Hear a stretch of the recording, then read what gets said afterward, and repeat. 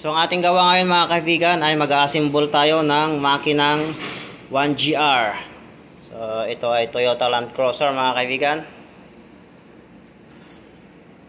So kapag ganito mga kaibigan, nagsasalpak tayo ng cylinder head, huwag natin itatap masyado ito. Medyo ilubog natin. Lubog ko lang konti. Yan, katulad niyan mga kaibigan. Ang purpose na ito mga kaibigan, kaya ibinaba natin konti itong kanyang piston ay para kapag nag-ikot tayo ng camshaft dito sa cylinder head, para hindi tumukot itong kanyang valvula. Ito. Okay? So, umpisahan na natin mga kaibigan. Isasalpak na tayo dito ng kanyang gasket. Tapos sunod na natin yung kanyang head. Okay?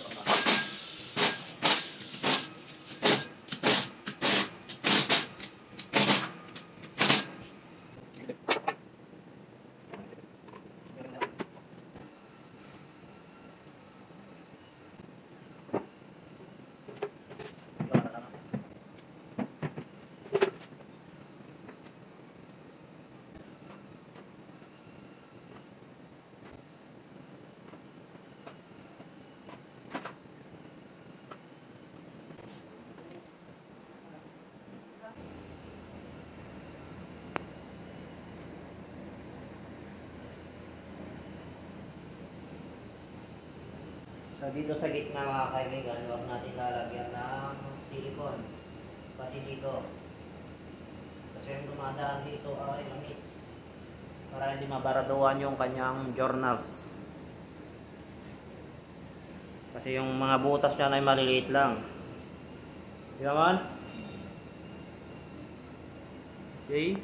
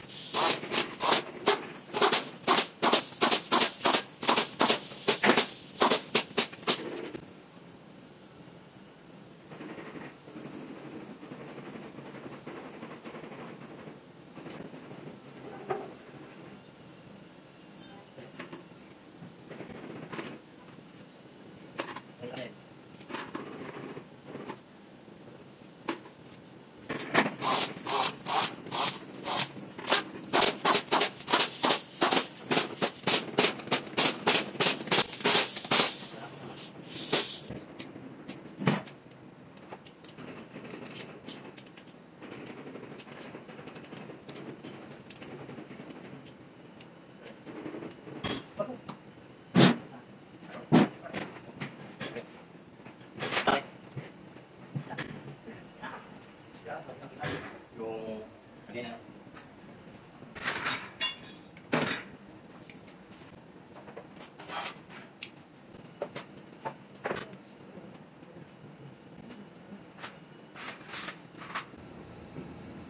So, ayan mga kaibigan, yung timing nito, dito sa bank 1, right, pag D6, bank 1, 1, 1, ito, 2, 2. Okay?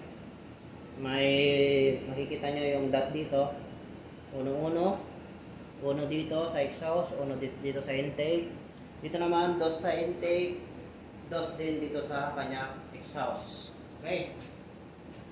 Copy? Naintindihan tayo?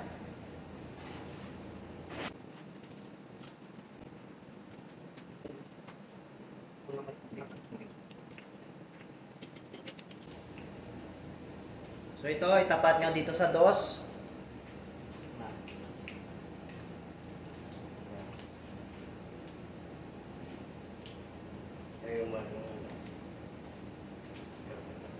Namaya ka na dito muna tayo sa mga kam. Ngayon ko muna to Sandali, sandali.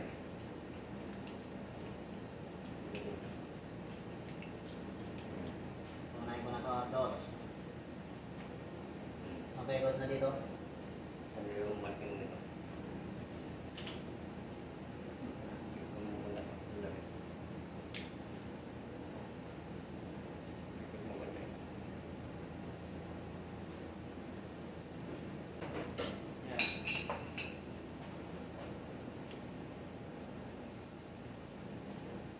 Okay, good.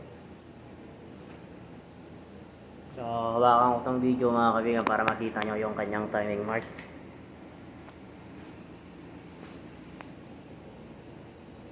Ito, DOS. Okay, DOS. Tsaka dito. May timing mark dito sa kanyang crankshaft. Ayan. Tsaka dito, 1. Itong isa.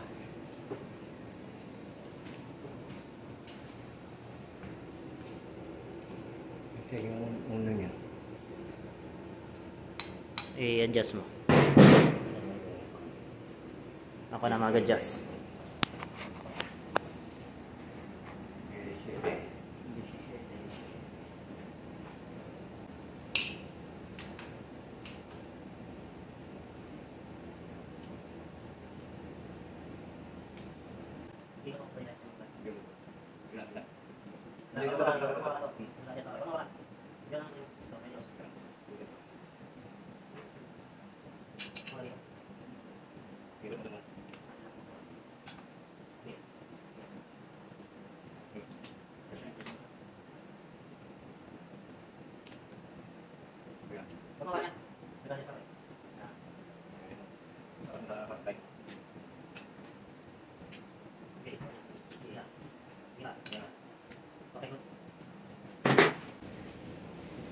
So, ayan mga kaibigan, naka-timing na tayo.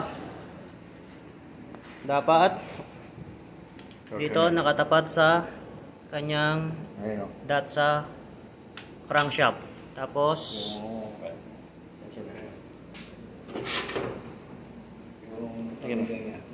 andyan. Sabi mo na lang. Tapos dito sa DOS, ayan, makikita nyo may isang dot dyan at saka ito, 1, 2. Dalawa yung kanyang gatla. Kasi kapag dito tayo sa number 1, yung number 1, aliado yan. So, dito naman, 1, ayan, makikita nyo. Ayan. Ang timing ng V6, mga kaibigan, ay 1, 1, 2, 2. Okay?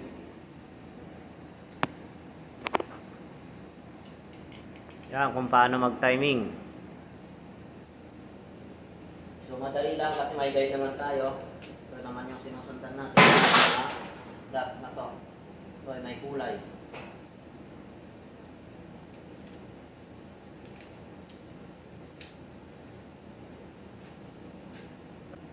So, kapag nalagay na yung tensioner niyan, pwede na natin takpan. Lagay na natin yung kanyang timing cover. Ito ay may lock para hindi ka mahirapan maglagay. Ayan, makikita nyo. Linag nyo nga ang lock dito.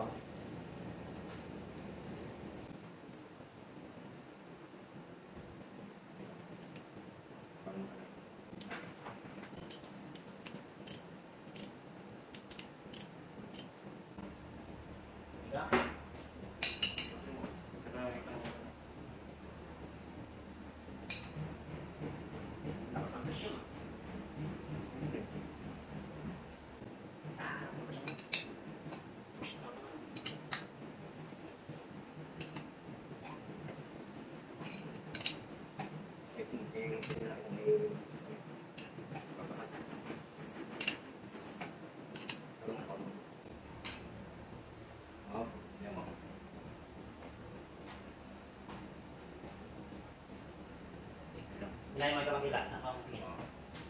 Hindi. Hindi. Sige. Sige. Oh, yeah. Yan na. Kabila. Uno. Uno. Okay, good. Uno. Sa ito. Pagkita ko sa inyo, mga kaibigan, na wala yung kanyang kulay, no? Timing. Timing cover. Ayan, ikaw ko lang. Ito, tatapat dito sa uno. So, yun yung dos. Huwag natin itatiming dito, okay? Kapag sa right, sa bangkwan to. Ayan, uno. Tapos ito, uno. Ayan, mapapansin nyo, ayan. Uno itong ngipin, pak, pak, nandun sa uno. Pak, pak, sa uno, okay? So, dito. Pak, tignan yung ngipin mga kaibigan sa intake. Pak. Nalilito yung video.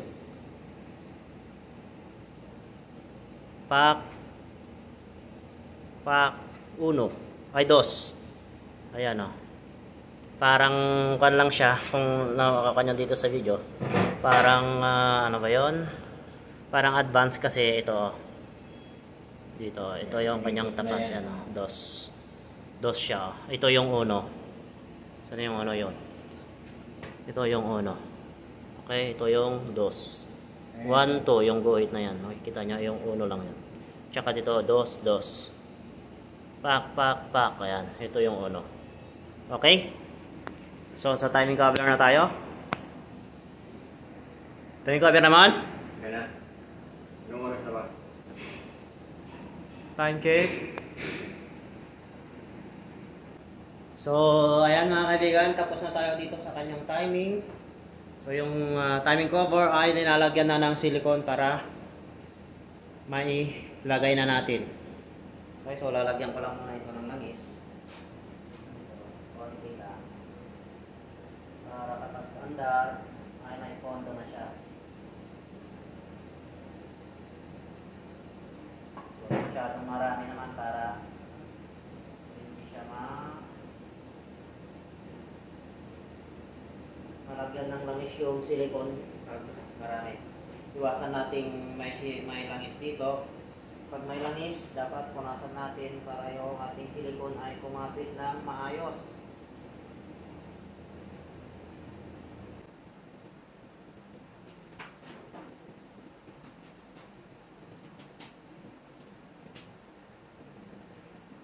Kaya punasan nyo yung gilid para ang ating silicone kumapit talaga.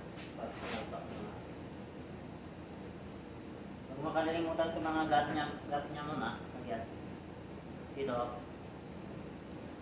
Tsaka kapag katapos na tayo maglagay ng module, dapat lagyan din natin dito yung mga pagitan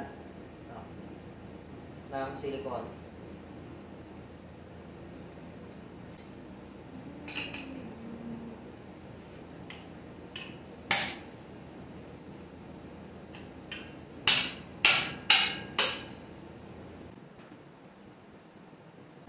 Dapat tanggalin natin ito kasi kapag hindi natin tinanggal, hindi natin may lalagay yung kanya timing cover. So, wag din natin kalilimutan yung ating o-ring dito na palitan. So, ito. Kasi kapag wala yan, hindi yan magbubumba yung langis. Hindi siya pupunta dito sa journals, kundi dito lang siya lahat. Bababa lang siya dito. Dito lang siya tatagas, hindi siya pupunta sa taas. Kapag nag-check kayo ng pressure, walang mababasa yung kanya, yung pang check kasi walang pressure pag naka-open dito. Pag wala yung ito, kanya o-ring na ito. Yaman? Yaman? Pag ano, Pag? yung overhaul, palitan nyo, huwag kayo yung titipirin. Mababakyabang kayo yan. Kasi dati, minsan, may nakalimutan kami. Nasubukan na namin ito mga kaibigan, nakalimutan namin dati na hindi na ilagay. Bakit maingay pa rin yung kuwan namin? Buti na kuwan namin agad. Na pansin namin agad. Chinek namin yung pressure ng langis, wala. Kaya pinaba namin ulit. Ito yung aming hindi nailagay. Pinaba namin yung kanyang timing cover. Ito nga yung salarin. Hindi namin nailagay dati kasi lininisan namin, nakalimutan. Siyempre lahat naman tayo talaga, hindi perfecto, makakalimutan minsan. Kaya ang gamot sa limot ay paalala. Okay? Ang gamot sa limot, Ano? ay itlog. Kahit itlog. Oo. Grabe na naman. Yun ang nagbibigay ng limot eh. So ito lang naman yung kanyang o-ring dito. Kaya gitna lang siya, punta doon sa mga journals. So yung mga o-ring na naman iba ay nandito na sa kanyang valve cover. Dito na. Diyan na, dito banda na yung mga o-ring. Papalitan din to. So maraming o-ring to mga kaibigan. So yan. So tinanggal ko na yung isa dito. Nakakalagay pa tong isa. So at saka dito, nasaan na yung isa? Ito. Papalitan din natin yan. Yan yung mga papalitan natin. Isa, dalawa, tatlo. Ganon din dito. 4, 5, 6. Ayan, natanggal na dito yung isa. Ayan. Yan yung mga wag nating kalilimutan na palitan.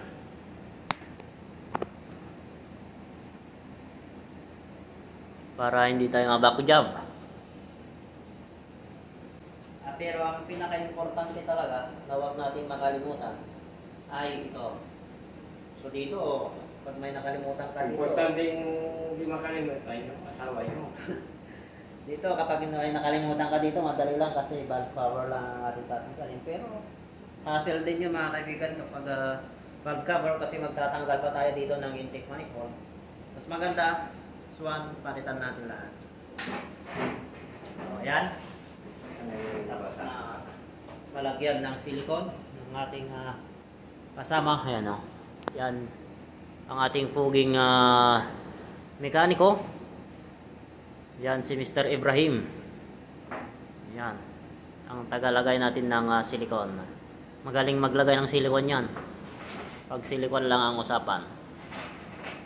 So ayan, linalagyan na yung mga gatla, yung mga hangganan para yung langis ay hindi lumusot dito. Halimbawa lang.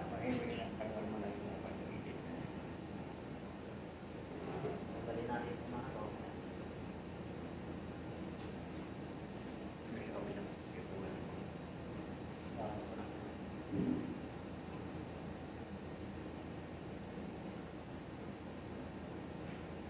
So ito kasi may cylinder head gasket. Kaya linalagyan namin na silicone yan, mga camera.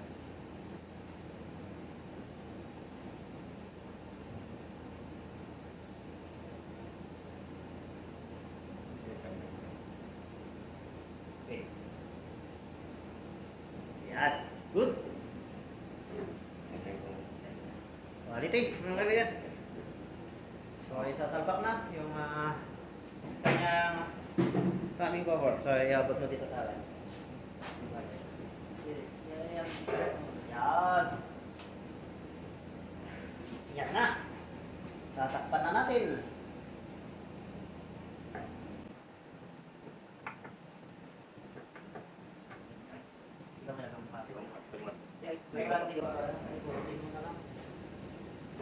Sipatin ko muna. Mamaya. Sipatin ko muna. Para makuha sa sipat. Ito na. Na. Kasi so dito mga kaibigan, sentro natin yung kanyang oil pump yan. Sipat lang yan. Kanina ka lang ng strip right? So yan. May lagay na natin yung kanyang timing cover. Maglalagay na tayo ng kanyang tornilyo.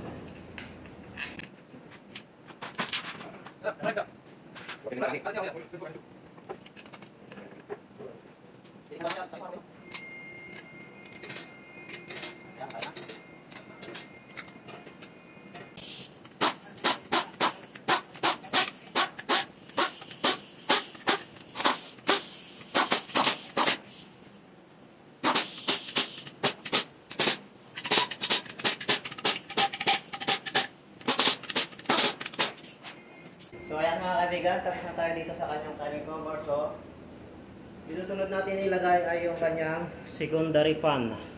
Okay?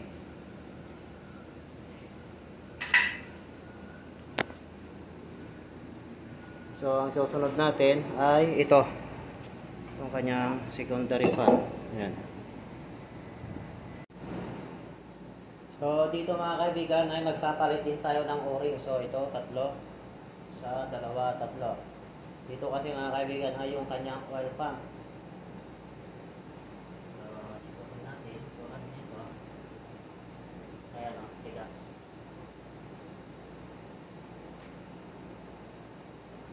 Ayan.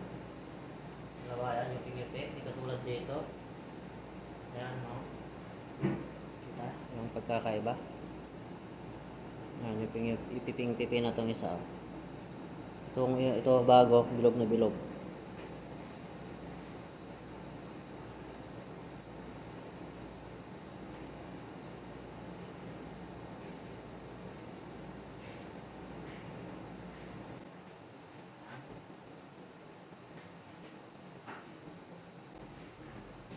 Check natin na kaibigan na nakadikit para pag sinampak natin itong kanyang secondary fan, hindi siya mahulog.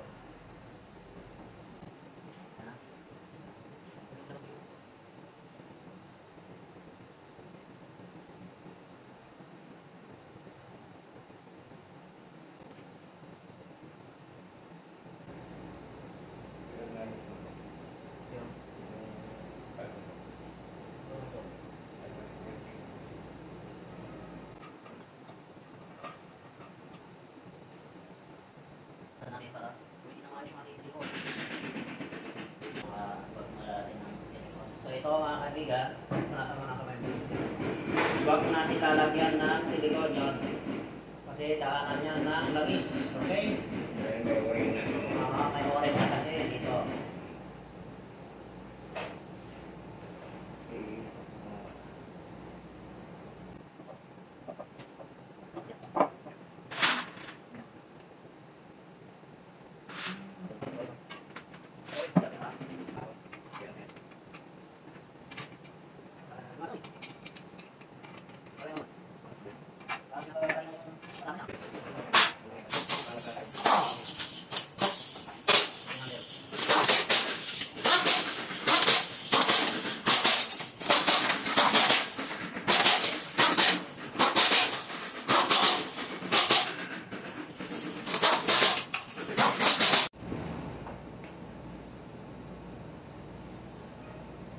Yan ang kanyang o-ring.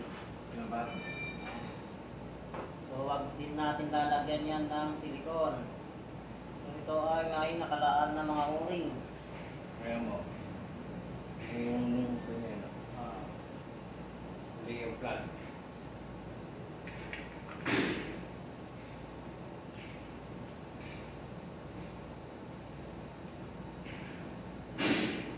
Ay nakalaan. Ito silikon.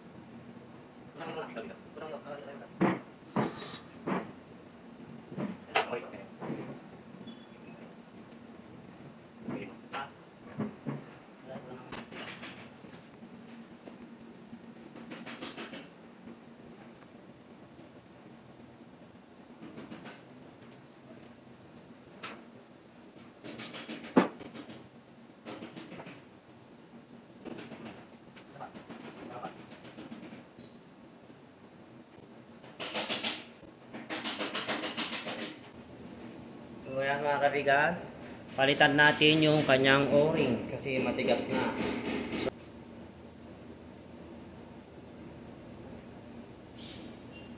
Yan mga kaibigan, sa mga pagitan dapat may majun. Ayan.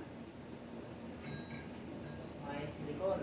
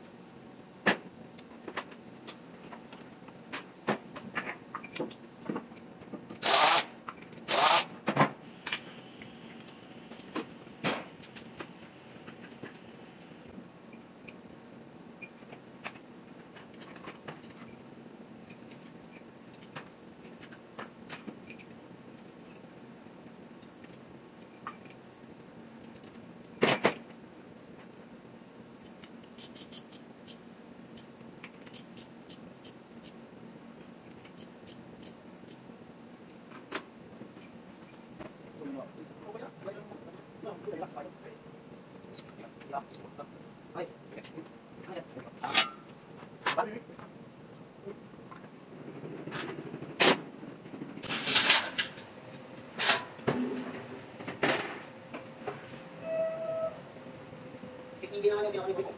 Hindi ba niya karakay?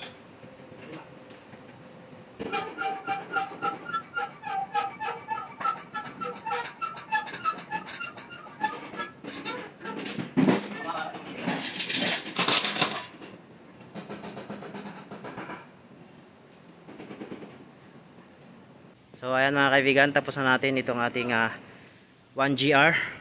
So subukan na natin i-start. Yala, Shokol? Yan, i-start ng ating mudir.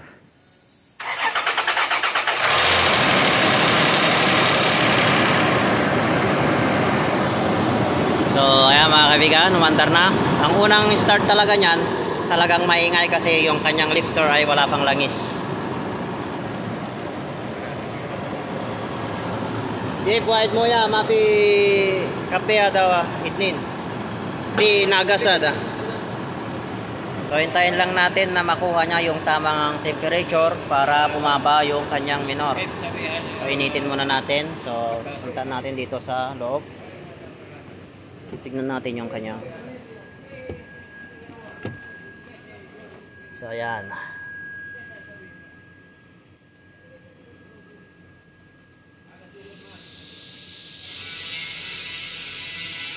So ayan mga kaibigan, wala na yung palya. Hindi na siya namamalya katulad dati.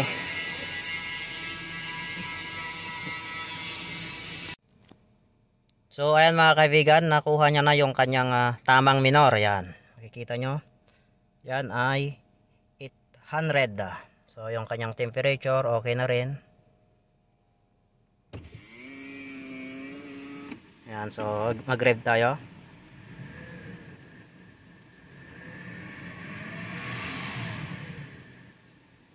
So ayan, makikita nyo yung kanyang arm ng RPM ay dire-diretso yung kanyang bagsak, hindi siya yung titigil sa uno tapos babagsak. So okay siya. Okay yung kanyang setting. Yan, mapapansin nyo, yan, dire-diretso. Yung mga iba, titigil sa uno tapos sabay bagsak, sabay balik. Ito okay. So kapag ganon mga kaibigan ay kailangan na nating linisin yung kanyang injector kapag ganon yung kanyang problema, okay? So, ayan, tignan natin.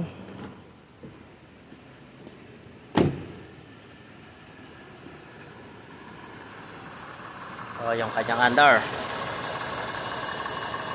So, yung naririnig nyo ay yung kanyang valve lifter.